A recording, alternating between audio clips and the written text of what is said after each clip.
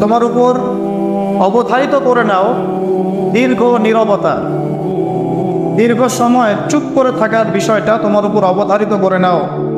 ফাইন্নাহু মাতবাদাতুন লিশ-শাইতান, কারণ এই কাজের মধ্য দিয়ে শয়তান বিতাড়িত হয়ে যায়।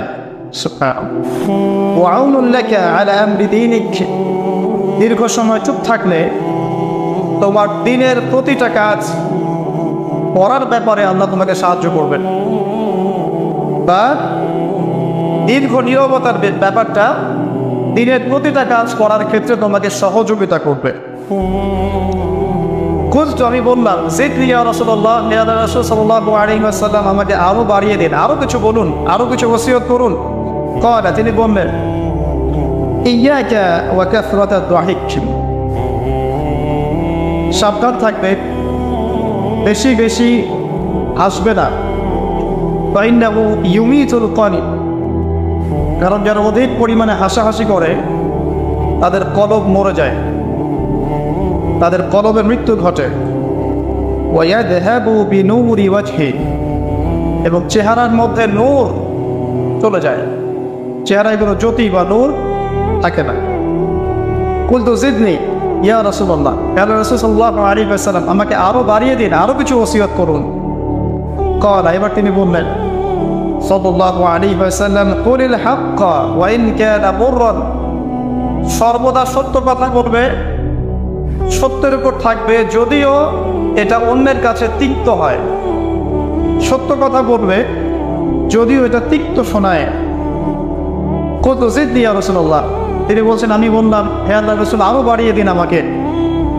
ক্বালা, এবার নবীজি বললেন সাল্লাল্লাহু আলাইহি ওয়াসাল্লাম, লা তাখাফ ফিল্লাহি লাওমাতা লাইম, আল্লাহর পথে কাজ করার ব্যাপারে বা আল্লাহর পথে চলার ক্ষেত্রে, আল্লাহর দিন পালনের ক্ষেত্রে নিন্দুকের নিন্দার পরোয়া করবে না। আল্লাহর ব্যাপারে নিন্দুকের নিন্দার সমালোচনার পরোয়া করবে না। কুলতু জিদনি ইয়া রাসূলুল্লাহ, তিনি বললেন, আমি বললাম যে আরো বাড়িয়ে দিন হে আল্লাহর রাসূল আমার জন্য। নবী করিম সাল্লাল্লাহু আলাইহি ওয়াসাল্লাম বললেন, ক্বাল লিয়াহজুসকা আনিন নাস মা তা'লামু মিন নাফসিক, যখন মানুষের ব্যাপারে তোমার নেগেটিভ কোনো মন্তব্য করতে হয় বা কারো ব্যাপারে যদি নিন্দা করতে চাও, এরকম ইচ্ছা জাগে মনের মধ্যে, তাহলে আগে চিন্তা করবে যে এই দোষটা তোমার মধ্যে আছে কিনা। অর্থাৎ নিজের নফসের খেয়ালটা তুমি আগে বেশি নেবে অন্যের নিন্দা করার আগে। রাওয়াহুল বাইহাকি, হাদিসটা এসেছে বাইহাকি শরীফের মধ্যে ফি শুআবুল ঈমান, এবং মিশকাতুল মাসাবিহের মধ্যে এসেছে হাদিসটা 414 এবং 415 পৃষ্ঠায়। অত্যন্ত চমৎকার একটা হাদিস। আজকে আমরা ইনশাআল্লাহ আযজা ওয়া জাল এই হাদিসটার উপরে সামান্য কিছু কথা বলে আমাদের আলোচনা শেষ করবো ইনশাআল্লাহ তাআলা। আবু যর রাদিয়াল্লাহু আনহু একজন বিশিষ্ট সাহাবী, আপনারা জানেন, যার ব্যাপারে নবী করিম সাল্লাল্লাহু আলাইহি ওয়াসাল্লাম বলেছিলেন, আবু যর, তুমি খুব নরম মানুষ, তাই কখনো দায়িত্ব চেয়ে নিও না, কারণ তোমার উপরে যদি 2 জন মানুষের দায়িত্ব দেয়া হয়, তোমাকে যেন ছুরিবিহীন জবাই করে দেয়া হবে। আবু যর রাদিয়াল্লাহু আনহু খুব আধ্যাত্মিক নরম মনের মানুষ ছিলেন। তিনি নবী সাল্লাল্লাহু আলাইহি ওয়াসাল্লামকে খাস করে বলছেন, এটা আমভাবে নয়, আমি যেমন আমভাবে সবার উদ্দেশ্যে কথাগুলো বলছি, এভাবে আমভাবে নবীজি এই কথাটা তাকে বলেননি, বরং খাসভাবে বলেছেন, পার্সোনাল নাসিহাত, ইন্ডিভিজুয়ালি বলেছেন। তিনি বলছেন, হে আল্লাহর রাসূল, আমাকে কিছু নসিহত করো, কিছু ওসিয়ত করো। ওসিয়ত কি জিনিস? যেমন কেউ চলে যাওয়ার আগে ওসিয়ত করে, বাবা ইন্তেকাল করছে তার আগে ওসিয়ত করে, মাকে দেখিস, হ্যাঁ, বোনদেরকে খোঁজ খবর রাখিস, সন্তানদের ব্যাপারে খোঁজ খবর রাখিস ইত্যাদি। ওসিয়ত করা মানে যে কথাগুলো আমরা অক্ষরে অক্ষরে পালন করতে চাই, প্রতিশ্রুতি ব্যক্ত করি, এরকম কথা, কনভারসেশন। একটু চিন্তা করেন, নবী করিম সাল্লাল্লাহু আলাইহি ওয়াসাল্লাম যদি আপনাকে আমাকে খাস করে কোনো জায়গায় ডেকে নিয়ে কথাটা বলতেন, কেমন হতো? মনে করেন নবী সাল্লাল্লাহু আলাইহি ওয়াসাল্লাম জীবিত আছেন বা আমরা তার সাক্ষাৎ পেয়েছি, আর আমরা কেউ একজন আমাদের মধ্যে গিয়ে থেকে বললেন, ইয়া রাসূলুল্লাহ, আমাদের কিছু ওসিয়ত করেন, আমাকে খাস করে কিছু ওসিয়ত করেন, তখন এই ওসিয়তগুলো স্পেশাল হবে এবং আপনি আমি কখনোই চাইবো না জীবন চলে গেলেও এগুলোর কোনো একটা আমরা ছেড়ে দেই, তাই না? আবু যর রাদিয়াল্লাহু আনহু এই সুযোগটা নিয়েছেন। নবী সাল্লাল্লাহু আলাইহি ওয়াসাল্লাম বলছেন, প্রথম যে উসিকা বিতাকওয়াল্লাহ, আমি তোমাকে সর্বপ্রথম ওসিয়ত করছি তুমি আল্লাহকে ভয় করবে। তাকওয়া কি জিনিস? নবীজি বলছেন ফাইন্নাহু আযয়ানু লিয়ামলিকা কুল্লি, এই তাকওয়াটাই সমস্ত কাজের সৌন্দর্য বর্ধন করবে তোমার জীবনে। তুমি যত কাজ করবে প্রত্যেকটা কাজ যদি আল্লাহকে ভয় করে করো, প্রত্যেকটা কাজ তোমার জীবনে সৌন্দর্য বর্ধন করবে ইনশাআল্লাহ তাআলা। খুব সংক্ষিপ্ত আকারে বলতে পারি, আল্লাহ রাব্বুল আলামিনের তাওহীদের সাথে কাউকে শরীক না করা, এক কথায় আল্লাহর সাথে শিরক না করার নাম তাকওয়া। ঠিক আছে? আল্লাহ এক, আল্লাহ অদ্বিতীয়, তিনি মহাবিশ্বের স্রষ্টা, আমাদের স্রষ্টা, সৃষ্টিকর্তা, পালনকর্তা, রিজিক দাতা, জীবন মৃত্যুর মালিক, বিধান দাতা। এই প্রত্যেকটা কনসেপ্ট আল্লাহর জন্য খাস করার নাম হচ্ছে তাওহীদ। আর এখানে যদি আমরা কাউকে সমকক্ষ দাঁড় করি তাহলে শিরক হয়ে যাবে। এই শিরকটা তিনভাবে হয়ে থাকে। মানুষ চিন্তার ক্ষেত্রে শিরক করতে পারে। কেউ যদি মনে করে মহাবিশ্বের কোনো স্রষ্টা নাই তাহলে শিরক করবে। কেউ যদি মনে করে স্রষ্টা আরও একজন আছে বা একাধিক আছে তাহলে শিরক করবে। কেউ যদি মনে করে যে আল্লাহ ছাড়া কেউ ইবাদত পাওয়ার যোগ্য, আল্লাহ ছাড়া অন্য কাউকে সেজদা করা যায়, নাউজুবিল্লাহ, আল্লাহ ছাড়া কেউ প্রয়োজন পূরণ করতে পারে, কেউ সন্তান দিতে পারে, কেউ কল্যাণ করতে পারে, কেউ অকল্যাণ করতে পারে ইত্যাদি, আল্লাহ ছাড়া কেউ বিধান দেওয়ার মালিক, এরকম কনসেপ্ট যার মনের মধ্যে আছে এটা হচ্ছে আকীদাগত শিরক বা চিন্তাগত শিরক। আমি কি বোঝাতে পারছি? 2 নাম্বার কাজের শিরক, যেমন কেউ যদি আল্লাহকে সেজদা না করে অন্য কাউকে সেজদা করে কর্মগত শিরক করেছে। আল্লাহ পাকের হালালকে কেউ যদি হারাম করে নেয় কর্মগত শিরক করেছেন। আল্লাহ পাকের হারামকে কেউ হালাল করে নেয় কর্মগত শিরক করেছেন। আল্লাহর কাছে দোয়া না করে মৃত মানুষের কাছে দোয়া করে শিরক করেছে। এগুলো কাজ করতে গিয়ে শিরক করেছে। ইভেন আল্লাহর নামে কসম না করে অন্য কারো নামে কসম করতেও শিরক হয়ে যায়। অনেক সময় আমরা হাতের মধ্যে রশি পড়ি, পাথর পড়ি, অনেক কিছুই পড়ি, আমাদের বিশ্বাস হয় এগুলো আমাদের উপকার করতে পারবে, অপকার করতে পারবে, তাহলে শিরক হয়ে যাবে। সন্তান আল্লাহ দেন, যদি আমরা মনে করি যে মাজারে গিয়ে দোয়া করলেই সন্তান পাওয়া যাবে, শিরক হয়ে যাবে। আর শিরক এমন একটা পাপ যে পাপটা আল্লাহ পাক তওবা ছাড়া মাফ করে না। মৃত্যুর আগে যদি তওবা করে মানুষ, ইনশাআল্লাহ আল্লাহ পাক মাফ করে দিবেন। যদি তওবা না করে মারা যায়, সম্ভাবনা বেশি এই ব্যক্তি জাহান্নামে যাবে, নাউজুবিল্লাহ। কারণ প্রত্যেক 1999 জন মানুষ জাহান্নামে যাবে যাদের আমল নামায় শিরকের পাপ থাকবে। আল্লাহ পাক সূরা নিসার মধ্যে বলেছেন, ইন্নাল্লাহা লা ইয়াগফিরু আন ইউশরাকা বিহি ওয়া ইয়াগফিরু মা দুনা যালিকা লিমান ইয়াশা। আল্লাহ পাক শিরকের গুনাহ ব্যতীত যে কোনো গুনাহ যাকে ইচ্ছা মাফ করতে পারেন। যে কোনো গুনাহ, আপনি জিনা করেছেন, সিজদা করেন, ফিরে আসেন, আল্লাহ মাফ করে দেবে ইনশাআল্লাহ। আপনি সুদ খেয়েছেন দীর্ঘদিন, সুদ থেকে ফিরে আসেন, দীর্ঘদিন মায়ের সাথে জিনা করেছেন সুদের মধ্য দিয়ে, তওবা করে ফিরে আসেন, আল্লাহ এখনই মাফ করে দেবে ইনশাআল্লাহ। আপনি খুন করেছেন মানুষকে, যদি আপনি চিন্তা করেন যে আমার এটা অপরাধ হয়েছে, আপনি তওবা করে খালেসভাবে ফিরে আসেন, আল্লাহ মাফ করে দেবে ইনশাআল্লাহ। ব্যভিচার করেছেন, বিবাহিত হওয়ার পরেও জিনা করেছেন, এই ব্যক্তির কিন্তু পৃথিবীতে বাঁচার আসলে কোনো অধিকার নাই। তারপরেও যদি সে গোপনে তওবা করে ফিরে আসে রাতের অন্ধকারে, আল্লাহ চাইলে মাফ করে দেবেন ইনশাআল্লাহ। যে কোনো পাপ আল্লাহ পাক যাকে ইচ্ছা মাফ করতে পারেন, শিরক ছাড়া। শিরক যদি তওবা না করে মারা যায়, বেশিরভাগ সম্ভাবনা হচ্ছে সে জাহান্নামে যাবে।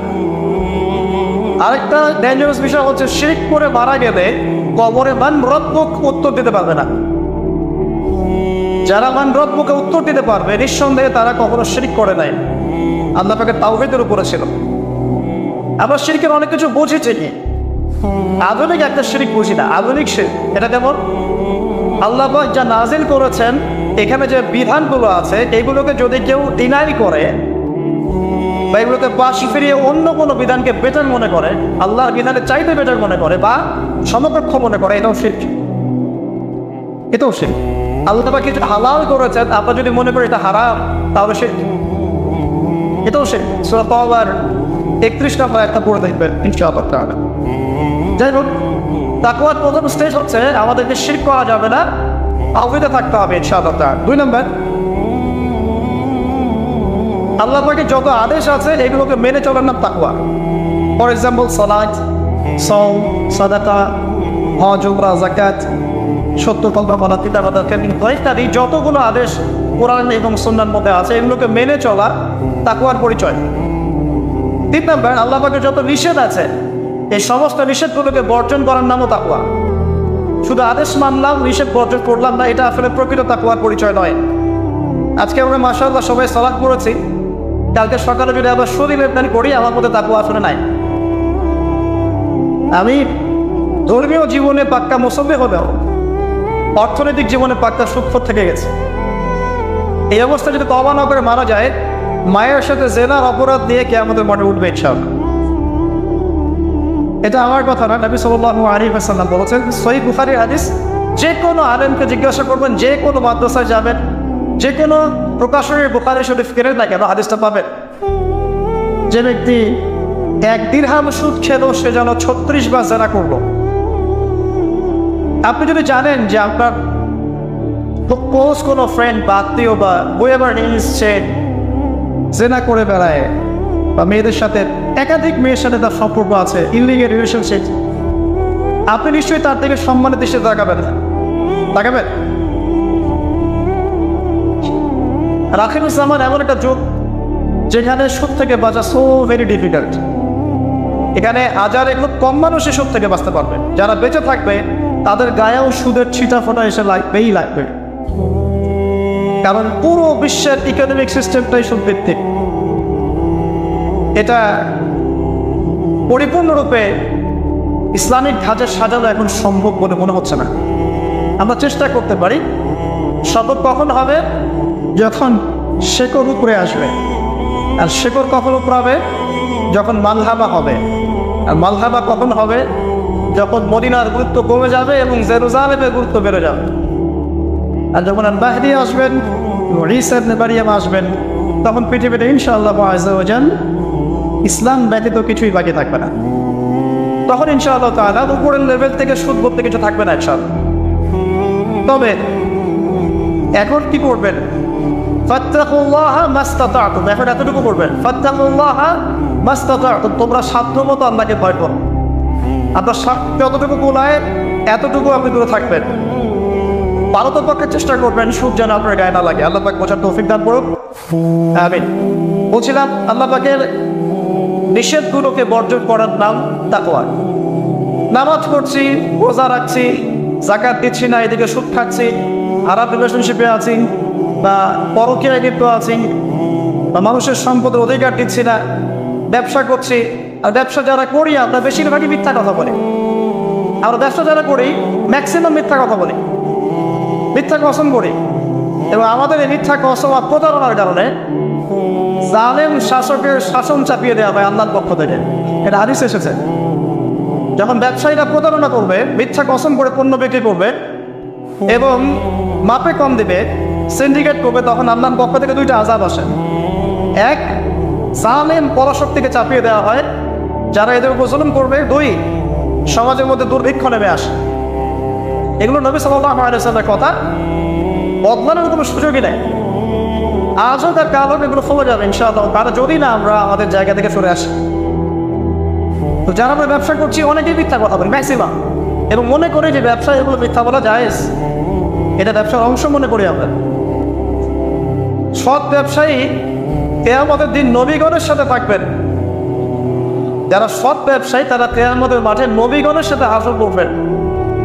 ছাঁচে খুঁজে পাবেন না, এখন খুব কম সৎ ব্যবসায়ী পাবেন। যাই হোক, যেটা বলছিলাম ভাই, প্রিয় ভাইয়েরা, যে শুধু আদেশ পানের নাম তাকওয়া নয়, নিষেধটা বর্জন করতে হবে। আমরা নামাজ রোজা হজ জাকাত সবই করছি মাশাআল্লাহ, ব্যবসায়িক জীবনে মাপে কম দিচ্ছি, ইকোনমিক লাইফে সুদ খাচ্ছি, আর পলিটিক্যাল লাইফ নিয়ে আমি কোনো কথা বলতে চাচ্ছি না। সেখানে কতটুকু আল্লাহ কতটুকু রাসূল আছে তো আল্লাহ ভালো জানেন, আল্লাহ বিচার করবেন। আমি মৌলিক কথাগুলো বলছি। দেখেন, ফ্যামিলিগত ব্যাপারে আপনারা দেখবেন বাহ্যিকভাবে ইসলামের লেবাস পোশাক আছে ঠিকই, বাট ভিতরে অরিজিনাল ইসলাম নাই। দেখবেন পরিবারে ম্যাক্সিমাম পরিবারে দেখবে পর্দা দেয়, নামাজের ব্যক্তির খুব অভাব। আর নামাজের চিন্তা হলে আপনাকে ফজর জামাতে আসতে হবে। নামাজে চিন্তা হলে আপনাকে ফজরের জামাতে আসতে হবে। এই মসজিদেই আজকে ফজরে আসবেন, দেখবেন এই যে মুসল্লি যারা বসে আছেন তাদের 50% নাই তিনটা সব। তো আমরা পার্সিয়ান ইসলাম ফলো করছি, কিছু মানছি কিছু মানছি না। আল্লাহ বলছেন এটা না, পরিপূর্ণরূপে ইসলামে প্রবেশ করো এবং এটার না তাকওয়া। ওসিকুম বিতাকওয়া আল্লাহ, আমি তোমাকে আল্লাহর তাকওয়া, আল্লাহকে ভয় করার ওসিয়ত করছি, খাস করে অনুরোধ করছি, ওসিয়ত করছি। আদেশ মানার নাম যেমন তাকওয়া, নিষেধ বর্জনের নাম তাকওয়া। শুধু আদেশ মানলেই হবে না, নিষেধগুলো বর্জন করার চেষ্টা করতে হবে। আমরা এই জায়গাটাতেই সমস্যায় পড়ছি।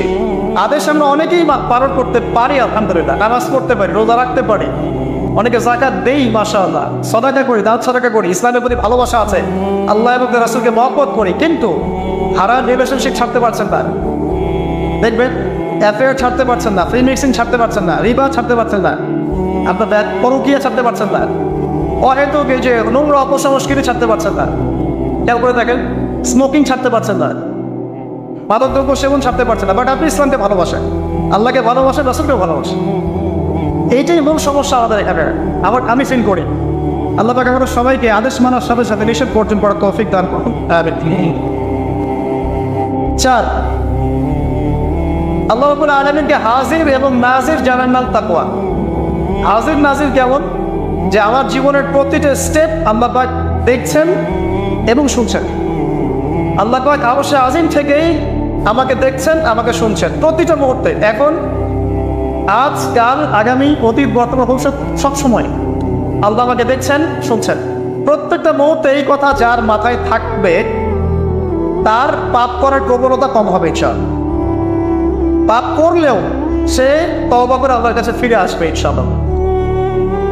যদি তার দ্বারা কোনো পাপ হয়েও যায়, আপনি দেখবেন তাকওয়াই তাকে আবার ফিরিয়ে নিয়ে আসবে, সে আল্লাহর কাছে ফিরে আসবে ইনশাআল্লাহ। আল্লাহ পাকে হাজির এবং নাজির জানা। এর আরেকটা নাম আছে, সেটা হলো ইহসান। কি নাম? হাদিসে জিবরিল নামে একটা হাদিস আছে, সহিহ মুসলিমের 9 নম্বর হাদিস, আর মিশকাতুল মাসাবিহ 2 নম্বর হাদিস।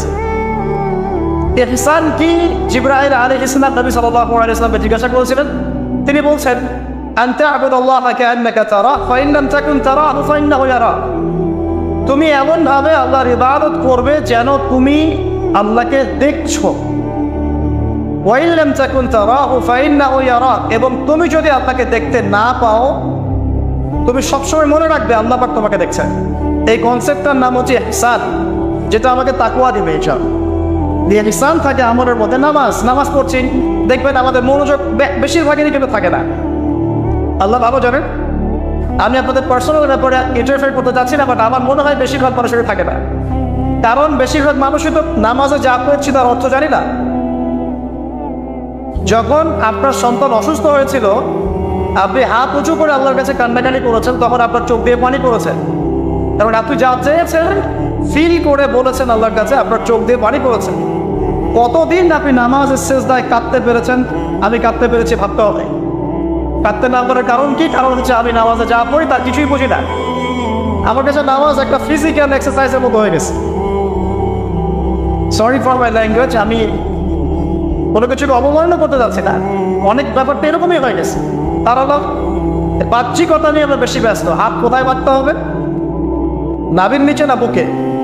তারপরে রফুল এদেন করতে হবে কি না, পাইবা লাগাবো কি লাগাবো না, আমি জোরে না আসতে, বাহ্যিক বিষয় নিয়ে বেশি ব্যস্ত। রুহানিয়াত, যেটা নামাজের ভিতরে রুহ বা আত্মা, ইহসান, মনোযোগ, আল্লাহর সাথে কতটুকু আমি কমিউনিকেট করতে পারলাম, মনের কথা কতটুকু আপনার কাছে ব্যক্ত করতে পারলাম, নামাজে আমি কতটুকু আপনাকে ফিল করতে পারলাম, এটা কিন্তু বেশি আলোচনা হয়। অথচ কোনটা মৌলিক বিষয় বলেন দেখি? নামাজের এই মারেফতটা কি মূল না? আধ্যাত্মিকতাটাই মূল। আর বাহ্যিক বিষয়গুলো তো আল্লাহ পাক দেখছেন, নেকি দিবেন ইনশাআল্লাহ তাআলা। তো এই যে প্রাণহীন ইবাদত হচ্ছে, রোজা রাখছি, রোজার মর্ম বুঝতে পারছি না। হজ করে আসলো, হাজী সাহেব টাইটেল হলো ঠিকই, কিন্তু হজের মূল মর্ম ইব্রাহিমী চেতনা সে শিখে আসতে পারলো না। সাই করছে সাফা মারওয়া, সে ফিল করতে পারলো না এটা হাজরা আলাইহিস সালামের সুন্নাহ। এই যে আমরা কুরবানি করলাম, ম্যাক্সিমাম আমাদের মধ্যে ঠিক করতে পারি নাই এটা হচ্ছে ইব্রাহিম আলাইহিস সালামের সেই কুরবানি যেটা তিনি ছেলেকে করতে চেয়েছিলেন। এই চেতনাটা আসলো না। তো রসকসহীন ইবাদত কতটুকু কবুল হয়, প্রাণহীন ইবাদত কতটুকু উপরে পৌঁছে আল্লাহ ভালো জানেন। তো যে বিষয়টা নিয়ে এই কথাটা বললাম, ইনসান হচ্ছে সেই জিনিস যেটা আমাকে মনে করাবে আমি আল্লাহকে দেখছি শুনছি, বা আল্লাহ আমাকে দেখছেন এবং শুনছেন। এর জন্য প্রয়োজন আপনি ইবাদতে যা যা করছেন, যা যা বলছেন, এর অন্তত অর্থটুকু বোঝা। তাহলে আপনার ইনশাআল্লাহ মনের মধ্যে সেই ফিলিংসটা আসবে ইনশাআল্লাহ তাআলা। ফর এক্সাম্পল, আপনি নামাজে দাঁড়িয়ে পড়ছেন, ওয়ানুনাজ্জিলু মিনাল কুরআন মা হুয়া শিফাউ ওয়া রাহমাতুল লিল মুমিনিন ওয়া লা ইয়াজিদু যালিমিনা ইল্লা ফাসাদ। এই আয়াতের অর্থ কতজন জানেন? একটু হাত উঁচু করে দেন। যারা জানেন তারা যদি আয়াতটা কোরআনের নামাজের মধ্যে পড়েন, তারা মনোযোগ বেশি পাবেন, স্বাভাবিক। অর্থ হচ্ছে কোরআন আমরা নাজিল করেছি, এই কোরআনের মধ্যেই আছে শিফা বা আরোগ্য এবং মুমিনদের জন্য রহমত। যখন আপনি বুঝতে পারলেন তখন কি নামাজে মনোযোগ পারবে না?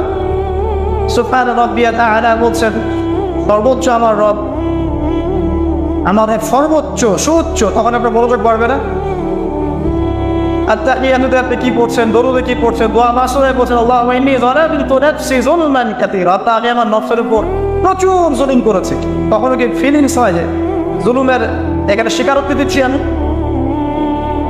কারণটা একটাই কারণ। কথা বললে অনেক সময় যাবে, আমার আরো কিছু বলার আছে, যে অর্থটা বুঝতে পারছি না। অর্থ না বুঝলে আপনি রসকসহীন প্রাণহীন ইবাদত করবেন।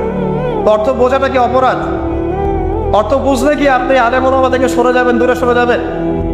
আর সবকিছুর অর্থ তো আপনি ব্যাখ্যাটা বুঝতে পারবেন না, তখন আপনি আলেম ওলামার কাছে আসবেন, এসে জিজ্ঞাসা করবেন, ব্যাখ্যা জেনে নেবেন, সিম্পল। তো অর্থ অনুধাবন করলে ইনশাআল্লাহ তাআলা আপনার ইনসান বাড়বে, যেটা আমাকে তাকওয়ার দিকে নিয়ে আসবে। ইনসান মানে আপনাকে হাজির নাজির ভেবে ইবাদত করা। আরেকটা বিষয়, ইবাদতের মধ্যে ধীরস্থিরতা আনতে হবে, তাড়াহুড়া বন্ধ করতে হবে। তাড়াহুড়া বন্ধ করলে পরে দেখবেন ইবাদতের মধ্যে স্বাদ পাচ্ছে ইনশাআল্লাহ। দুনিয়াবি হ্যাসেল, দুনিয়াবি যে ব্যস্ততা, এগুলো কমিয়ে আনতে হবে, তাহলে দেখবেন ইবাদতের স্বাদ পাচ্ছেন ইনশাআল্লাহ। প্রত্যেকটা ইবাদতের পটভূমি জানতে হবে, যে নামাজ আমি কি জন্য পড়ি, কোথায় গিয়ে ফরজ হয়েছিল, কুরবানি কেন দিব, কুরবানির ইতিহাসটা কি, হজ আমি করবো, ঘটনাগুলোর পিছনের গল্পগুলো কি, এগুলো না জানলে আপনি ইবাদতের স্বাদ পাবেন না। তো এই জিনিসগুলো একটু টাচ দিলাম। আল্লাহ পাক আপনার সবাইকে ইনসানের সাথে ইবাদত করার তৌফিক দান করুন, আমিন। তো প্রথম ওসিয়ত করছেন নবী সাল্লাল্লাহু আলাইহি ওয়াসাল্লাম আবু যর রাদিয়াল্লাহু আনহুকে, তুমি আপনাকে ভয় করবে, এটা তোমাকে সমস্ত আমল সুন্দর করে দেবে ইনশাআল্লাহ, সৌন্দর্যমণ্ডিত করে দেবে। তাকওয়া মানে আমরা জানলাম আল্লাহর সাথে শিরক না করা, তাওহীদের উপর থাকা। 2, আল্লাহ পাকের আদেশগুলোকে মেনে চলার চেষ্টা করা। 3 নাম্বার, একই সাথে অ্যাট দ্য সেম টাইম আল্লাহ পাকের নিষেধগুলোকে বর্জন করা। 4, আল্লাহ পাককে হাজির এবং নাজির জানা। আল্লাহ পাক আমার প্রতিটা কাজ দেখছেন, শুনছেন, এবং এগুলোর জন্য আল্লাহ পাক আমাকে জবাবদিহি করাবেন, কোনো সন্দেহ নাই, জবাবদিহি করাবেন। তো বিদায় হজের ভাষণে নবী সাল্লাল্লাহু আলাইহি ওয়াসাল্লাম বলেছিলেন, এই তাকওয়ার কথাই বলেছেন। তিনি বলেছিলেন সাল্লাল্লাহু আলাইহি ওয়াসাল্লাম যে আজকে থেকে আরবের উপর অনারবের কোনো ভেদাভেদ নাই, সাদার উপর কালো, কারোর উপর লালের কোনো ভেদাভেদ নাই। কুল্লুকুম মিন আদম, তোমরা সবাই আদম সন্তান, ওয়া আদামু মিন তুরাব, এবং আদম হচ্ছে মাটির সন্তান। ইল্লা তাকওয়া, শুধু তাকওয়া ব্যতীত, যার মধ্যে আল্লাহ ভীতি যত বেশি, সে আল্লাহর কাছে তত বেশি মর্যাদা সম্পন্ন। সূরা হুজুরাতেও সেম কথা আছে, 13 নম্বর আয়াতে আল্লাহ পাক বলেছেন, ইয়া আইয়ুহান নাস, হে মানব জাতি, ইন্না আকরামাকুম ইনদাল্লাহি আতকাকুম, হে মানব জাতি, তোমাদের মধ্যে আল্লাহর কাছে সবচেয়ে বেশি মর্যাদা সম্পন্ন সেই ব্যক্তি যে অধিক মুত্তাকি বা অধিক তাকওয়াওয়ালা। এবং এই তাকওয়ার পজিশনটা কোথায় সেটা নবী সাল্লাল্লাহু আলাইহি ওয়াসাল্লাম বলেছেন। এটা আমার টুপিতে নাই, আমার দাড়ি, আমার লেবাস, আমার পোশাক, আমার চলাফেরা, এসবের মধ্যে তাকওয়ার প্রকৃত পরিচয় নাই। নবী করিম সাল্লাল্লাহু আলাইহি ওয়াসাল্লাম বলেছেন, তাকওয়া হাহুনা, তাকওয়া হচ্ছে এখানে। এই বলে তিনি কলিজার থেকে 3 বার ইশারা করেছেন। অর্থাৎ তাকওয়ার মূল কেন্দ্র কোথায়? আপনার কলবে। আর কলব সংক্রান্ত একটা কথা কিন্তু হাদিসের মধ্যে আসবে একটু আগে। কিছু একটা কাজ করলে কলবটা মরে যাবে, সে কাজটা কি?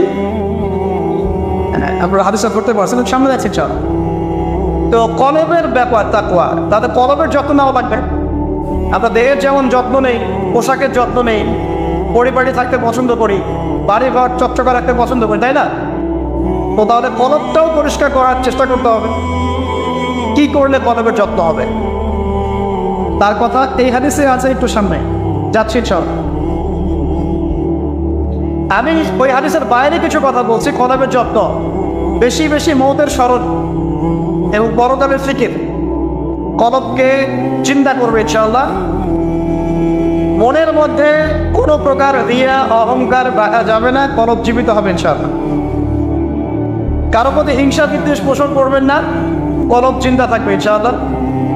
মানব সেবামূলক যে কাজগুলো আছে, ফর এক্সাম্পল এতিমের দেখাশোনা করা, বিধবাদের খোঁজ খবর নেয়া, মিসকিনের পাশে দাঁড়ানো, এই কাজগুলো করলেও কলব জিন্দা হয়, কলবের মধ্যে নূর আসে, সাকিনা আসে। কলব পরিষ্কার না করে যতই দাড়ি টুপি পাগড়ি জুব্বা করি না কেন, আদতে কোনো লাভ হবে না। আল্লামা তকি উসমানী হাফিজাহুল্লাহ তাসাউফ এবং তাসকিয়া বইটা পড়তে পারেন, এখানে ডিটেইলস এই বিষয়ে জানতে পারবেন ইনশাআল্লাহ। সামনে যাই। আবু যর রাদিয়াল্লাহু আনহু বলছেন যে কুলতু, আমি বললাম, জিদনি ইয়া রাসূলুল্লাহ, হে রাসূল আমার জন্য আরো বাড়িয়ে দেন। তাকওয়ার বিষয়টা বুঝতে পেরেছে, আমার জন্য আরো বাড়িয়ে দেন, আরো কিছু ওসিয়ত করুন। নবী সাল্লাল্লাহু আলাইহি ওয়াসাল্লাম বলেন আলাইকা বিতিলাওয়াতিল কুরআন। দ্বিতীয় ওসিয়ত কি? আলাইকা কথার অর্থ হচ্ছে তোমার উপরে ওয়াজিব করে ফেলো, একেবারে তোমার উপরে শক্ত করে নাও। আলাইকা তোমার উপর শক্ত করে নাও, বিতিলাওয়াতিল কুরআন, কোরআনের তেলাওয়াত। তোমার উপরে কোরআনের তেলাওয়াতটাকে অবধারিত করে নাও, শক্ত করে নাও। ওয়া যিকরিল্লাহি আযজা ওয়া জাল্লা, এবং আল্লাহ পাকের জিকিরটাকে অবধারিত করে নাও।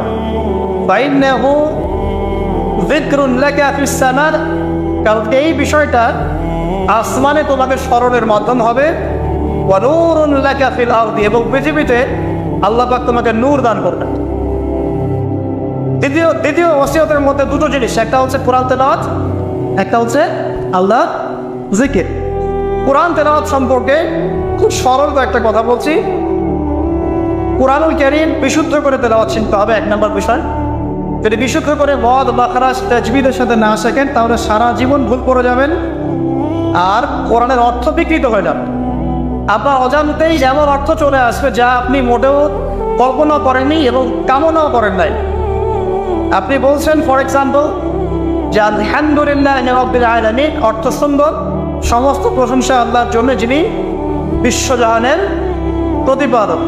একটা মদের কারণে আপনার পার্থক্য হলো, একবারটি বলে ফেলছি, যেভাবেই হোক, যত সময় লাগুক, যে বয়সেই থাকেন, বিশুদ্ধ করে কোরআন তেলাওয়াত না শিখে মৃত্যুবরণ করবেন না, ওয়াদা করেন। যে বয়সেই হন, যেখানেই পড়েন, যে প্রফেশনেই থাকেন, যত গরিবই হন, যত বড়লোকই হন, যাই হন, হোয়েভার ইউ আর, কোরআন তেলাওয়াত বিশুদ্ধ করে না শিখে কবরে যাবেন না, ওয়াদা করেন। সারা জীবনে যা করেছেন, যত কিছু শিখেছেন, আপনার সায়েন্স, আপনার আর্টস, আপনার commerce, medical science, engineering, BCS cadre, যা কিছু করেছেন, সব কিছু বৃথা হয়ে যাবে যদি পরকালে আপনি কুল সিরাত পারতে না পারেন। আর আল কুরআনুল হুজ্জাতুন লাকা ওয়া আলাইক, কোরআন হয় তোমার পক্ষে দলিল হবে, না হলে বিপক্ষে। যারা কোরআন বিশুদ্ধ করে তিলাওয়াতও করতে শিখছে না, কোরআন কি তার পক্ষে দলিল হবে বলে মনে হয়? আল্লাহ পাক আমাদের সবাইকে তৌফিক দান করুন, আমিন। তেলাওয়াতটা অ্যাটলিস্ট তেলাওয়াতটা শেখেন, অর্থ বোঝেন আর নাই বোঝেন, আমি আবারও স্পষ্ট করেই বলছি, স্পষ্ট করে বলার পরেও কিছু মানুষের কেন জানি চুলকানি থামে না, আমি জানি না, তবে এটা নিয়ে আমার মাথা ব্যথা নাই। আমি স্পষ্ট করে আবারও বলছি, কোরআন বিশুদ্ধ করে তেলাওয়াত করলে প্রত্যেক হরফে 10 নেকি পাবেন। কোরআন আপনার পক্ষে সুপারিশ করবে ইনশাআল্লাহ, আল্লাহ আপনাকে নূর দিবেন, ঠিক আছে? এবং কোরআনের সুপারিশ কবুল করা হবে, আল্লাহ পাক আপনাকে জান্নাত দিবেন ইনশাআল্লাহ। এবং আলিফ লাম মিম পড়লে 30 নেকি হয়ে যায়, 3 নেকি বা 10 নেকি না, আলিফ লাম মিম পড়লে 3টা হরফে 30 নেকি হয়ে যায়। শুদ্ধ করে কোরআন তেলাওয়াত করলে, অর্থ বোঝেন বা না বোঝেন, আপনি প্রত্যেক হরফে 10 নেকি। কিন্তু কোরআনের অর্থ অনুধাবন না করলে, কোরআনের অর্থ বুঝতে না পারলে, আপনি কোরআনকে বাস্তবে প্রয়োগ করতে পারবেন না। আর কোরআনকে বাস্তবে প্রয়োগ করতে না পারলে আপনি কোরআনের মৌলিক হকটা আদায় করতে পারবেন না, সিম্পল। তাই অর্থ না বুঝে যদি সারা জীবন কোরআন তেলাওয়াত করে যাই, কোরআন তেলাওয়াতের নেকি হবে ঠিকই, প্রত্যেক হরফে 10 নেকি হবে ঠিকই, কোরআন আপনার পক্ষে সুপারিশও করতে পারে, বাট কোরআনের প্রকৃত হকটা দুনিয়াতে আদায় হয়নি। কোরআন নাযিল করা হয়েছে যাতে মানুষ উপদেশ গ্রহণ করে, তাদাব্বুর করে, ফিকির করে, এটা নিয়ে গবেষণা করে এবং এর মধ্য দিয়ে মানুষ যেন পথ খুঁজে পায়। এই কারণে আপনার স্কুল কলেজ ইউনিভার্সিটিতে যা পড়ছেন এগুলো দিন ফার্সি ভাষায় হতো বা টার্কিশ ভাষায় হতো বা রাশিয়ান ভাষায় হতো এবং আপনি এগুলো অর্থ জানেন না, শুধু পড়াটার মুখস্থ করেন, তাহলে কি আপনি আদৌ পরীক্ষায় পাস করতে পারবেন? প্রশ্নের উত্তর দিতে পারবেন?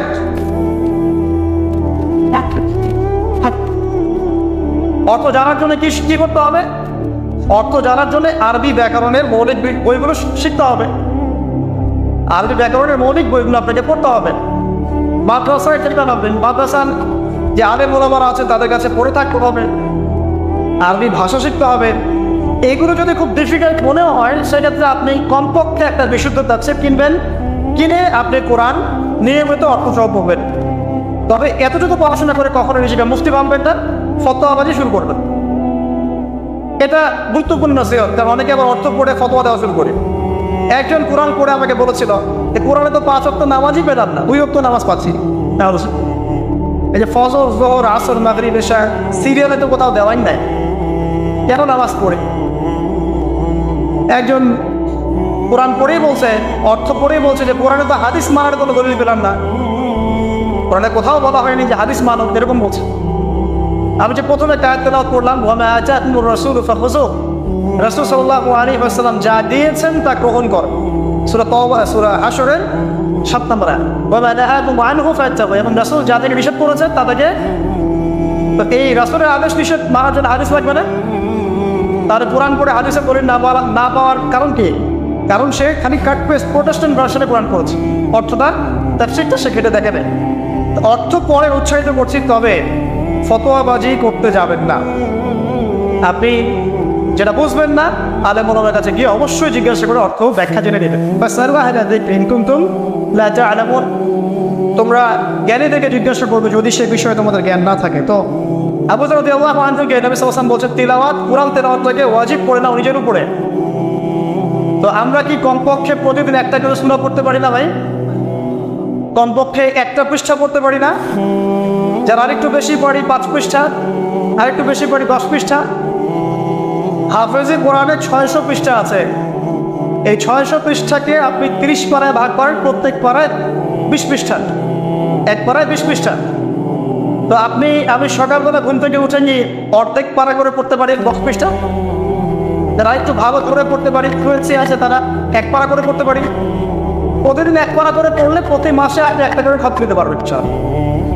আচ্ছা, না পারেন প্রতিদিন 10 পৃষ্ঠা করে যদি পড়েন তাহলে 2 মাসে একটা খতম হবে, পারা যাবে? তাও না পারেন প্রতিদিন 5 পৃষ্ঠা করে পড়েন, 4 মাসে একটা খতম হবে, বছরে 3টা খতম। কম নাকি? অনেক। এতটুকু যদি করেন আলহামদুলিল্লাহ। কোরআন গবেষণা আসার আগে আপনাকে আগে তিলাওয়াত বিশুদ্ধ করে করা শিখতে হবে এবং নিয়মিত তিলাওয়াত করতে হবে, তারপরে গবেষণা বুঝ আল্লাহ পাকের পক্ষ থেকে আসবে ইনশাআল্লাহ। এত সহজে আসবে না। আল্লাহ আমাদেরকে নিয়মিত কোরআন তেলাওয়াত করার তৌফিক দান করুন, আমিন। অনেক কোর্স এখন বের হয়েছে যেগুলোর মধ্য দিয়ে খুব সহজেই কোরআনের অর্থ আপনি শিখতে পারেন। আপনি আরবি ব্যাকরণ শিখতে পারেন, আরবি ভাষা শিখতে পারেন, হ্যাঁ, কোরআনিক গ্রামার শিখতে পারেন, বা বিশুদ্ধ করে মদ মাখরাজের সাথে কোরআন শিখতে পারেন। অনলাইনেও আছে, অফলাইনেও আছে। কীভাবে শিখবেন আমি জানি না, কার কাছে যাবেন আমি জানি না।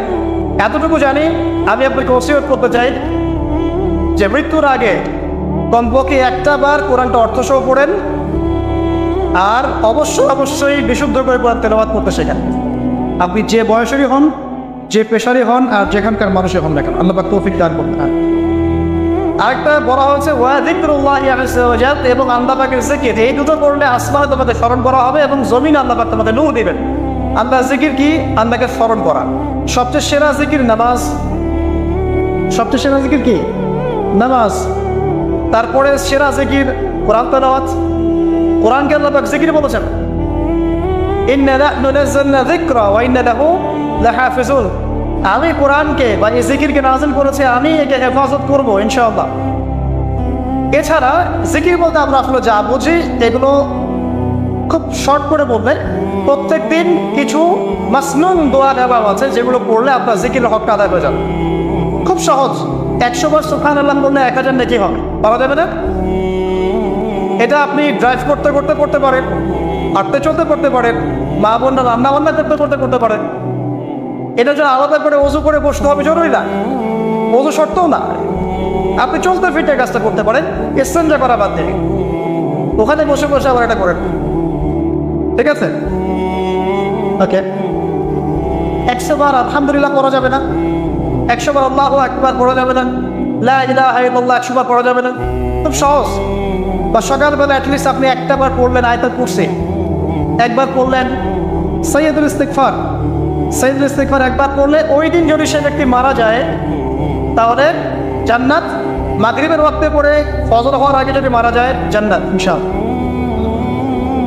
এরকম অনেক দোয়া আছে, আউযু বিকালিমাতিল্লাহি তাম্মাতি মিন শাররি মা খালাক পড়বেন ইনশাআল্লাহ। কোনো অদৃশ্যের অনিষ্ট আপনাকে স্পর্শ করবে না ইনশাআল্লাহ। জিন ভূত, জিন শয়তান, জাদু টোনা, চোখ লাগা, বদনজর কোনো কিছুই কাজ করবে না ইনশাআল্লাহ। এগুলো নিয়ে এখন অনেক রোগী দেখেন না, জিনগ্রস্ত রোগী, সেহেরের রোগী, মাজনুন হয়ে যাচ্ছে, পাগল, মেন্টালি ডিপ্রেসড, মানসিকভাবে। এখন তো বেশিরভাগ মানুষ মানসিক রোগী, ফিজিক্যাল রোগী কম, মানসিক রোগী বেশি। আর এখন এমন এমন জেনারেশন তৈরি হচ্ছে, এরা ক্রেজি, এরা হচ্ছে মানসিকভাবে বিকলাঙ্গ। পরীক্ষা করতে চায়, সবার হাত থেকে স্মার্টফোন কেড়ে দেয়, ইন্টারনেট কানেকশন বন্ধ করে গ্রামে পাঠিয়ে দেয়, 1 মাসের মধ্যে সব পাগল হয়ে দেশে ফিরে আসে। পাগল হয়ে যাবে, ইন্টারনেট কানেকশন নাই, স্মার্টফোন নাই, দেখবেন পাগল, ক্রেজি হয়ে যাবে। যাই হোক, আল্লাহ পাক আমাদেরকে হেফাজত করুন। জিকির বানিয়ে দেন। একটা জিকির আছে, সুবহানাল্লাহি ওয়া বিহামদিহি আদাদা খালকিহি ওয়া রিদা নাফসিহি ওয়া জিনাতা আরশিহি ওয়া মিদাদা কালিমাতিহি। যে ব্যক্তি এটা 3 বার পড়বে, ফজরের পর থেকে নিয়ে সূর্য ওঠা পর্যন্ত বসে বসে যদি আপনার জিকির করতেন, যে নেকি হতো এতটুকু পড়লে সে নেকি হয়ে যাচ্ছে।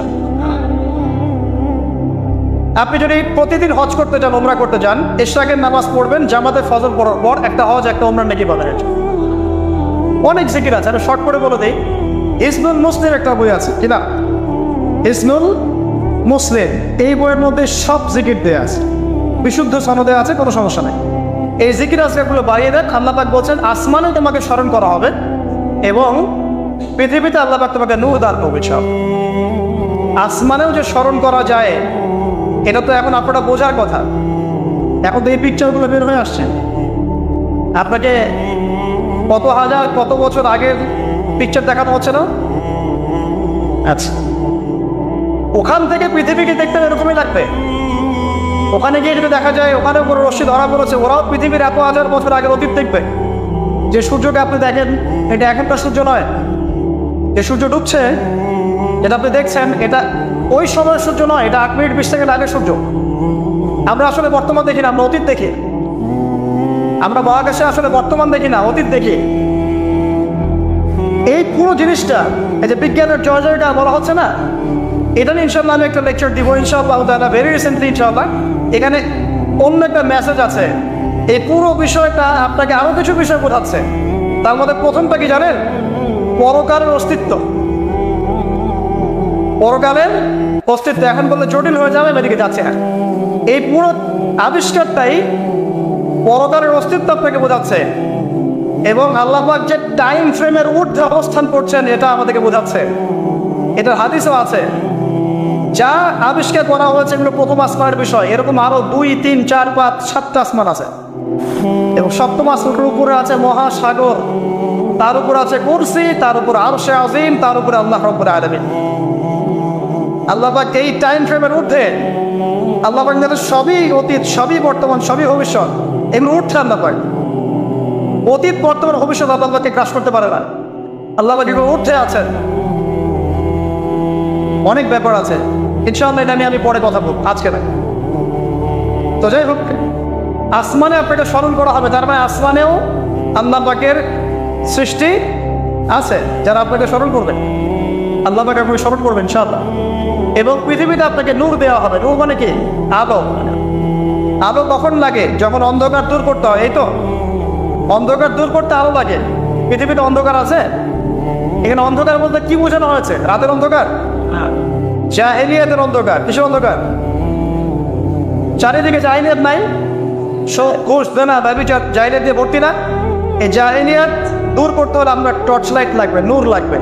সেই নূর আল্লাহ পাক আপনাকে দিবেন যদি আপনি আমি কোরআন তেলাওয়াত করি এবং আপনার জিকির বাড়িয়ে দিই। আল্লাহ পাক আমাদেরকে সবাইকে নূর দান করুন, আমিন। এরপরে ওসিয়ত ছিল, শর্ট করে নিচ্ছি। তিনি বললেন কুলতু ইয়া রাসূলুল্লাহ জিদনি, আমাকে আরো বাড়িয়ে দিন হে আল্লাহর নবী। তিনি বলছেন খুব ইম্পর্টেন্ট কথা, আলাইকা বিতুলি সামতি, দীর্ঘ সময় নীরবতা অবলম্বন করার ব্যাপারে আমি তোমাকে ওসিয়ত করছি, এটা তোমার উপরে ওয়াজিব করে না। দীর্ঘ সময় চুপ করে থাকাটা মারিফতের পরিচয়। যখন আপনি চুপচাপ থাকবেন, খুব বেশি কথা বলবেন না, বেশি অপ্রয়োজনীয় কথা বলবেন না, প্রয়োজনীয় কথা বলবেন, আল্লাহর পক্ষ থেকে আপনার কলবের উপরে ইলম আসবে, ইলমে লাদুন্নি আল্লাহর পক্ষ থেকে আসবে ইনশাআল্লাহ। দেখবেন ঠান্ডা মাথায় চিন্তা করলে সুন্দর গোছানো চিন্তা করা যায় না, এলোমেলো হবে না চিন্তা উন্নত হবে। এবং যদি আমরা বেশি ব্যস্ত থাকি, বেশি কথা বলি, তখন কিন্তু চিন্তাগুলো এলোমেলো হয়ে যায়। এটা বলা হচ্ছে প্রয়োজনীয় বিষয়গুলোর ক্ষেত্রেও কথার ক্ষেত্রে সতর্কতা অবলম্বন করে।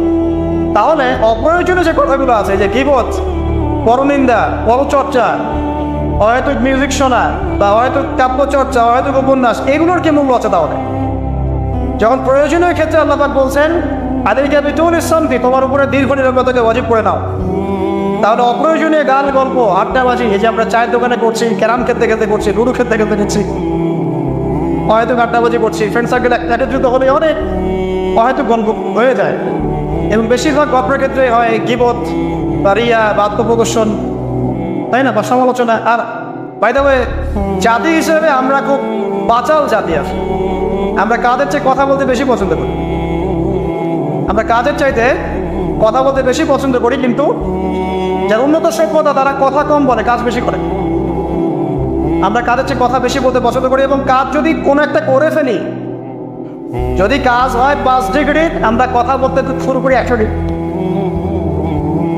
আপনারা আমাদের এরকম, তো আমাদের এই জাতিগত পরিবর্তন আনতে হবে। কথা কম বলি আমরা, আল্লাহ পাক কাজ বেশি করার তৌফিক দান করুন। এবং কথা যখন বলবো সেটা যেন প্রয়োজনীয় কথা হয়। আর যদি কোনো অপ্রয়োজনীয় কথা হয়েও যায় কোনো জায়গায়, একটা দোয়া পড়ে উঠবেন, ইনশাআল্লাহ কাফারা হয়ে যাবে। এটা বেশি জরুরি না? এটা বেশি জরুরি। তো যখন কোনো জায়গায় বসলেন, অপ্রয়োজনীয় অনেক কথা হয়ে গেছে, ওঠার আগে বলবেন সুবহানাকা আল্লাহুম্মা ওয়া বিহামদিক আশহাদু আন লা ইলাহা ইল্লা আনতা আস্তাগফিরুকা ওয়া আতুবু ইলাইক। বাস, আপনার এই বৈঠকে যদি কোনো অপ্রয়োজনীয় কথা হয়ে যায়, আল্লাহ পাক সেটা মাফ করে দেবেন ইনশাআল্লাহ। এটা মা বোনদেরকে শেখাবেন, কারণ তাদের এটা বেশি প্রয়োজন। যাই হোক, এরপরে আসেন, তারপরে তিনি বলছেন জিদনি ইয়া রাসূলুল্লাহ, আমাকে আরো কিছু ওসিয়ত করুন। তিনি বলছেন ওয়া ইয়াকা কাসরাতিদ দাহিক, খুব ইম্পর্টেন্ট, তোমার উপরে এটা অবধারিত করো যে তুমি বেশি হাসবে না, বেশি বেশি হাসবে না। সূরা তওবার মধ্যে একটা আয়াত আছে যে তারা বেশি বেশি হেসে নিক, অচিরে তারা এমন অনেক বেশি কান্নাকাটি শুরু করবে। তারা হেসে নিক, অচিরেই তারা অনেক বেশি কান্নাকাটি শুরু করবে। নবী সাল্লাল্লাহু আলাইহি ওয়াসাল্লাম হাদিসে বলেছিলেন, তোমরা যদি জানতে আমি যা জানি, আল্লাহর পক্ষ থেকে আমি যা জানি, তোমরা যদি তা জানতে, তাহলে তোমরা একটা মাঠে একত্রিত হয়ে যেতে, স্ত্রী সহবাসও ছেড়ে দিতে, স্ত্রীকে ছেড়ে দিয়ে একটা মাঠে একত্রিত হয়ে যেতে এবং সিজদায় পড়ে কান্নাকাটি শুরু করতে। তোমরা যদি জানতে আমি যা জানি, তোমরা সেটা জানো না। তো বেশি হাসাটার কুফল কি? নবী সাল্লাল্লাহু আলাইহি ওয়াসাল্লাম বলছেন ফাইন্নাহু ইউমিতুল কলবা। এটা ওই যে কলবের কথা বললাম, কলবের যত্ন নিতে হবে, কলবকে মেরে ফেলবে। বেশি বেশি হাসলে কলবকে মেরে ফেলবে। আবার এখন থেকে কিছু ব্যায়ামের অ্যাসোসিয়েশন বের হয়েছে, এরা সবাইকে হাসায় হো হো করে, এরা সবাইকে হো করে হাসায়, বলে জোরে জোরে হাসলে হার্টের অসুখ নাকি কম হয়। আর আল্লাহ রাসূল বলছেন যারা বেশি বেশি হাসে এদের কলব মরে যায়। নবীজি কেমন করে হাসতেন? নবী সাল্লাল্লাহু আলাইহি ওয়াসাল্লাম মুচকি হাসতেন, তিনি হাসতেন। এমনকি বলা হচ্ছে হাদিসে নিজের তিনি ভাইয়ের সাথে, মুসলিম ভাইয়ের সাথে হাসি মুখে সাক্ষাৎ করলে নেকি হয়, আমল নামে নেকি লেখা হয়। তো হাসবো অবশ্যই, আমরা কখনোই মানে হাসা কমিয়ে দিব না, অবশ্যই হাসবো, তবে অট্ট হাসি না। অট্ট হাসি নিজের হৃদয়টাকে কি করে মেরে ফেলে, মুচকি হাসে। আর নবীজি কখনো কখনো এমনভাবে হেসেছেন যে তার দাঁত দেখা গেছে, এমনভাবেও হেসেছেন, কিন্তু সেটা সংখ্যা খুব কম ছিল। তো আসুন, এর একটা কুফল আছে, এবং এই অট্ট হাসি বেশি বেশি দেওয়ার ফলে চেহারার যে নূর, মুত্তাকি মানুষ যারা, নামাজি মানুষ যারা কোরআনের সাথে সম্পর্ক রাখে, দেখবেন চেহারা একটা নূর থাকে, একটা আলো থাকে, আল্লাহর পক্ষে একটা নূর থাকে। একটা রব থাকে, একটা প্রভাব থাকে। রব মানে প্রভাব। তো বেশি বেশি জোরে হাসলে চেহারার নূর কমে যায়। একটু খেয়াল করে দেখবেন, আপনি 5 ওয়াক্ত সালাত জামাতের সাথে পড়ার চেষ্টা করেন, নিয়মিত তাহাজ্জুদে উঠতে অভ্যাস করেন, দেখবেন ফজর ওয়াক্তের দিকে আপনার চেহারা দিয়ে কিছু একটা নূর বের হচ্ছে। এটা হবে, দেখবেন চেহারাটা নুরানি লাগবে। দেখবেন অনেক ভাই যারা মারা গেছেন, যারা পড়াতে গিয়ে দেখবেন চেহারা নুরানি, চেহারাতে আলো বের হচ্ছে। আর মানুষ যত বেশি পাপ করতে থাকে চেহারার নূর তত কমতে থাকে। চেহারার নূর তত কমতে থাকে। যত বেশি প্রকাশ্য গোপন পাপ মানুষ করতে থাকে, চেহারার নূর কমতে থাকে। তবে অনেক নুরানি চেহারার পিছনেও কিন্তু শয়তান থাকে, এটাও মাথায় রাখতে হবে। তো আল্লাহ পাকে প্রকৃত মুত্তাকি বা তার তৌফিক দান করুন, আমিন। আর দুটো ওসিয়ত তিনি করেছেন, সেটা হলো যে কুলতু জিদনি ইয়া রাসূলুল্লাহ, আমি বললাম ইয়া রাসূলুল্লাহ আমাকে আরো বাড়িয়ে দিন, আরো ওসিয়ত করুন। তিনি বলছেন কুলিল হাক ইন কানা মুরওয়ান, সবসময় সত্য কথা বলবে যদিও এটা তিতা শোনায়, মানুষের কাছে তিক্ত মনে হয়, তুমি সত্য কথা বলবে। আর সত্যের সংজ্ঞাটা আমাদের জানতে হবে। সত্যের সংজ্ঞাটা আমরা যা শিখেছি এটা চূড়ান্ত সংজ্ঞা নয়। সত্যের ডেফিনেশন হচ্ছে সূরা কাহফের 29 নম্বর আয়াতে আছে। কোন সূরায়? সূরা কাহফ 29 নম্বর আয়াতে আছে। আল্লাহ পাক বলেছেন ওয়াকুলিল হাক্কু মির রাব্বিকুম ফামান শাআ ফালইউমিন ওয়া মান শাআ ফালইয়াকফুর। সত্য সেটাই, আরো করে শোনেন, সত্য সেটাই যা তোমার রবের পক্ষ থেকে নাযিল হয়। যার ইচ্ছা হয় সে মেনে নিক, ঈমান আনুক, যার ইচ্ছা হয় অস্বীকার। ইন্না আতাদনা লিযালিমিনা নারা, আমি জালেমদের জন্য আগুন প্রস্তুত করেছি। ইলা আতিন লায়া। তো এখানে আল্লাহ পাক সত্যের ডেফিনেশন দিয়েছেন। The definition of truth. সত্যের ডেফিনেশন কি? আল্লাহর পক্ষ থেকে যা নাজিল হবে সেটাই সত্য। আল্লাহর পক্ষ থেকে তাওরাত নাজিল হয়েছে, ঠিক আছে, জাবুর নাজিল হয়েছে, ইনজিল নাজিল হয়েছে, সুহফ ইব্রাহিম মুসা নাজিল হয়েছে, কোরআন নাজিল হয়েছে। যখন তাওরাত নাজিল হয়েছিল, তাওরাত ওই যুগের জন্য সত্য মিথ্যার চূড়ান্ত মানদণ্ড ছিল। এখন না, কারণ সেটা রহিত হয়ে গেছে। জাবুর ওই যুগের জন্য সত্য মিথ্যার চূড়ান্ত মানদণ্ড ছিল। ইনজিল ওই যুগের জন্য ছিল। যখন থেকে কোরআন নাজিল হয়েছে এবং সুন্নাহ এসেছে, কিয়ামত পর্যন্ত সত্য মিথ্যার এর বাইরে কোনো মানদণ্ড আছে? তবে যে কোনো বুদ্ধি, যে কোনো দর্শন বা ফিলোসফি, যে কোনো স্কুল অফ থট, যে কোনো মতবাদ, যে কোনো বৈজ্ঞানিক আবিষ্কার, যেটাই হোক না কেন, যদি কোরআন এবং সুন্নাহর সাথে মিলে যায়, সাংঘর্ষিক না হয়, সেটাকে মেনে নিতে আমাদের কোনো আপত্তি নেই, ঠিক আছে। কিন্তু যে কোনো বিজ্ঞান বা দর্শন বা যুক্তি বা মানব রচিত কোনো মতবাদ, যেটাই হোক, যে কোনো স্কুল অফ থট বা ফিলোসফিক্যাল থট, এগুলো কোরআন এবং সুন্নাহর সাথে যদি না মিলে সাংঘর্ষিক হয়, সেক্ষেত্রে এটা না বানাই আপনার আমার উপর ওয়াজিব। এটা সত্য মিথ্যার মানদণ্ড থাকবে না। এখন আমাদের কাছেই জাস্ট এগুলোকে মিলিয়ে দেখা কোরআন সুন্নাহর সাথে এগুলো মিলছে কিনা, ব্যাস। ওয়াইন ক্যান মুরওয়ান, যদি সত্য তিতাও হয় তবুও বলতে হবে। যদি চাকরি চলেও যায়, ইমাম সাহেবকে সুদের এগেনস্টে বলতে হবে, বলা শিখতে হবে। ঘুষের এগেনস্টে বলা শিখতে হবে, দুর্নীতির এগেনস্টে বলা শিখতে হবে।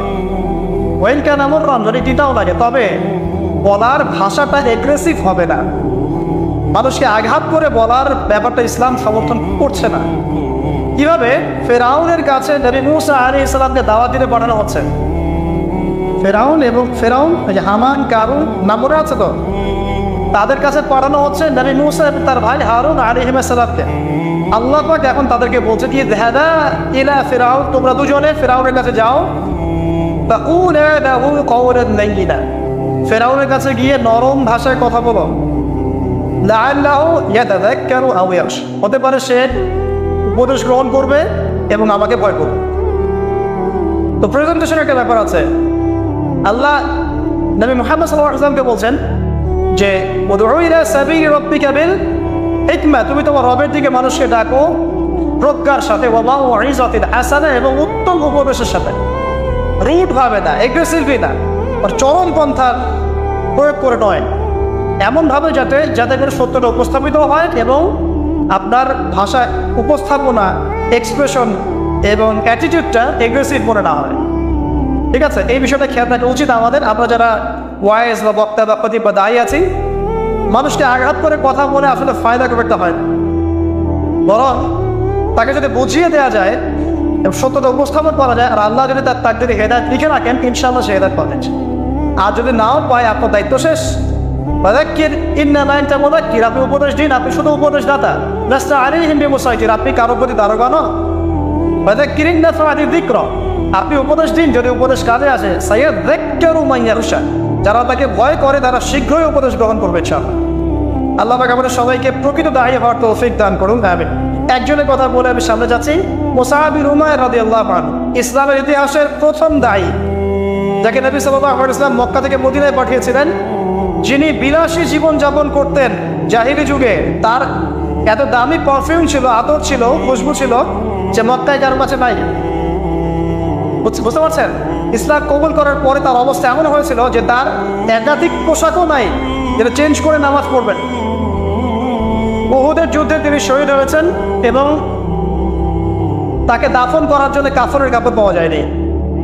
তাকে ঘাস সিন নামক ঘাস দিয়ে দাফন করা হচ্ছে। এই হলো আপনার দুনিয়ার শেষ পরিণতি, কিন্তু পরকালে তিনি এখন জান্নাতুল ফিরদাউসে আছেন।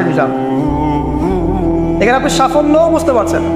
তো মুসআব বিন উমাইর রাদিয়াল্লাহু আনহু যখন মদিনায় গিয়ে দাওয়াত দিচ্ছেন, তখন সাদ বিন মুআজ নামে একজন সাহাবী ছিলেন, যিনি আওস গোত্রের নেতা।